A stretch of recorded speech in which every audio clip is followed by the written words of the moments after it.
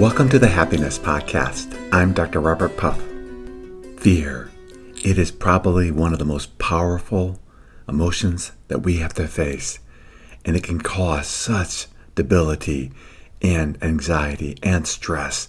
And overall, fear can just rob the happiness from our lives, and it eats away at our soul so that we see the world as a scary, frightening place. Overall, it's one of the main things as a clinical psychologist that I have to help people with. They're fearful of losing someone they love. They're fearful of losing their finances and ending up struggling. They're fearful of an illness that may come and change their life. They're fearful of external events, world events that can rock their world and change everything that they feel is sacred. But I don't want to go on and on about the problem. I want to go on and on about the solution. What can we do to alleviate the fears in our life so that we can live beautiful lives? And it really boils down to two things.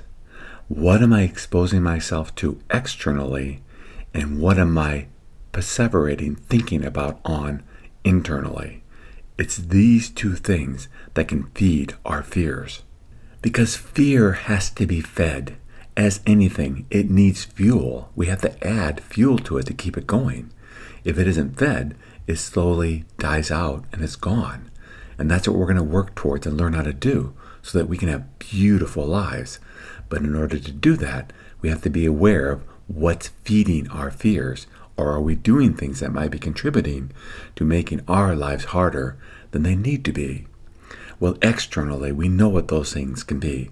The news is a big one, social media, conversations with friends. So many different ways we can be exposed to fearful events. Now, the response may be, but Dr. Puff, I need to keep up what's happening in the world. Keeping up and being inundated are two very different things. Do we necessarily need to know what's happening across the world in one person's house? Do we? Because we can find horrible things around the world anytime, all the time. They're out there. And the media and social media preys on that because it's interesting. It attracts attention. I mean, things that are peaceful, things that are kind, things that are loving, they don't attract much media attention for the most part.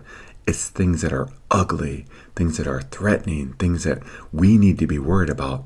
They attract watchers. So that feeds it. It feeds our fear if we spend time watching these types of events.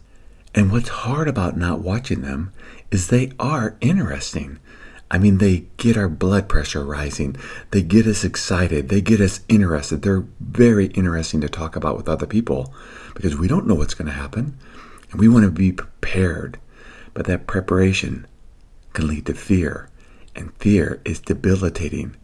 In its worst form, fear causes us to not even be able to leave our homes because we're so afraid. It's a psychological disorder called agoraphobia. And people that have that, and lots of people have it right now, will never leave their homes again. So external influences are subtle. They're interesting. They're entertaining. They feel like we should know these things. But are they, we need to ask ourselves, feeding our fear? Are they robbing us from the joys of life because we're so afraid? And that's the catch. The catch is that we do like it. It seems entertaining. It seems captivating. And because it is, we watch it. We expose ourselves to it all day long. Now with our phones, we can be up to date with what's happening in the world in a blink of an eye almost. So we can face and see and be exposed to fearful things around the world all day long. And you know what? That is going to instill fear in our souls. Now we can do that and say, well, it's not me, it's other people's lives that I'm seeing. But is it? Think of it more like this. I often use this analogy. It's like food. Whatever we eat is going to impact us. If we eat a big, juicy hamburger with French fries, a soda, and a huge dessert, it's going to impact the way we feel. Instead, if we have a salad, perhaps some green tea, or a big bottle of water, that's going to have a very different impact on our bodies. It's the same way when we expose ourselves to fearful news or events or conversations. They are going to impact us and they're going to cause us trouble. And with time, if we're not careful, it can grow. And it's like a catch-22. What I mean by that is we're fearful, but then we expose ourselves to fearful events to feed our fear, even though it causes more fear. But we're fearful and we want to be protected. So we watch things that we think if we're informed will be safe. But that information is causing us to be more afraid. It really is a vicious cycle. So we have to ask ourselves, what am I exposing myself to throughout the day? Because it matters. And that's why I've done quite a few talks on fear, because we often are so unaware of how what we're seeing throughout the day, what we're talking about with other people, what we're listening to matters. Everything matters. Fearful people watch a lot of things in the world that cause anxiety. People that are fearless stay away from them and they focus on the things that are good and beautiful. And that makes their lives go so much better. It just simply matters. When you say it doesn't, oh, Dr. Puff, it's just the evening news. It's not that big a deal. Oh, Dr. Puff, it's just going to a movie about, violence. It's not real. I know it's not real, but it matters. Everything matters. And it's so easy to prove. Find someone that you know is very afraid. They're under a lot of stress. They're worried about things external, internal, whatever it may be. And you're going to be finding that they give a lot of energy to those fears. They're feeding those fears. Because part 2 of how we feed our fears is through what we think about all day long. And any person who is afraid, you're going to find that they're giving a lot of energy to their fears through their thoughts. And those thoughts keep those fears alive, because fear needs energy to keep it going. It needs thoughts that keep reinforcing the fears. People that are fearless aren't thinking about things that they're afraid of. I mean, think of it this way. Imagine an athlete going to a performance, a top performance. Maybe it's a Super Bowl or a soccer World Cup playoff. If they went in there with fear, they probably wouldn't have a very good game. Going in there with confidence and focusing in on winning will have a far better chance of doing well. Well, life is like that. If we approach life with fear, we're going to be exhausted, we're going to be tired, we're going to be not very happy. And we're here to be happy. So we have to ask ourselves, yes, what am I exposing myself to externally? But also, what am I exposing myself to internally? What am I thinking about all day long? If you decided to listen to this podcast because there's some fear in your life, then you need to ask yourself, okay, I need to stop feeding this fear. And there's a couple ways we can do that. One is just by not feeding it, our minds can actually only be on one thing at a time. So if you notice you're fearful about one thing, let's say you're fearful of losing your job, even though there isn't much evidence for that, but you're fearful of that because you know you're living paycheck for paycheck. You say, okay, I can only think of one thing at a time. What I'll focus on is what I'm doing right now, my work. Or I'll have a good conversation with a friend at lunch, and I won't talk about my fear of losing the job or giving it any validity. I'll focus on what I'm doing right now. And if I find my mind wandering back to the fears, I'll say, nope, I'm going to focus on what I'm doing right now. That fear has no validity to it.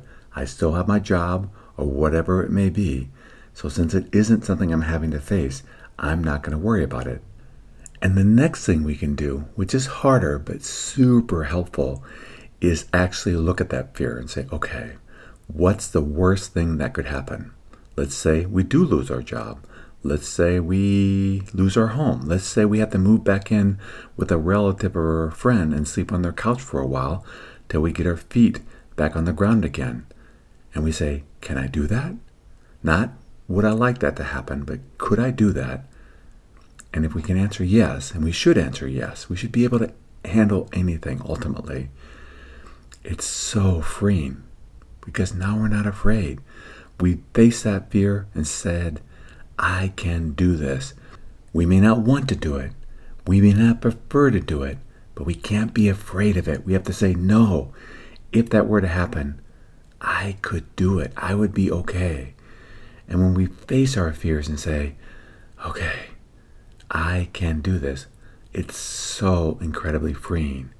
Life doesn't usually go the way that our fears are telling it it's going to go. So there's a lot of wasted energy towards our fears. But it is good once in a while saying to our fears, okay, if that were to happen, I can do that. Because imagine all the people out there that are living such different lives than we are, and their lives may be that which we're afraid of. And yet many of them are doing well because they have realized that as humans we are very resilient if we choose to be. We can lose a child and still have a beautiful life. We can be homeless and still live well. We can be diagnosed with terminal cancer and find that our lives can still be beautiful. We can get divorced and realize that, wow, there's a lot of freedom in that too. Once we realize how exhausting our fears are, it's best to work towards letting them go. And the way we do that, to recap, is 1, we have to pay attention to everything we're exposing ourselves to externally. It matters. Stop saying it doesn't matter. It matters. And ask ourselves, what are we feeding our souls all day long? Are we feeding them things that could cause fear? If we are, we need to make changes. And then the second thing we have to pay attention to is, what are our thoughts all day long? Are they feeding our fears? And if they are, we have 2 choices. One choice is to look at those thoughts and say, okay, I can only be on one thing at a time, so I'm not going to focus on that fear. I'm going to get back to living in the here and now. And then every once in a while, just face our fears and saying, okay, I do not want that to happen for sure, but if it does, I can do it. And if we can really say that, we're free. Freedom comes from being fearless. We can have beautiful lives. I say that so often, but only if we're fearless. And that means anything that we're afraid of, we have to face and say, I can do that. I may not prefer to do that, and it probably will never happen.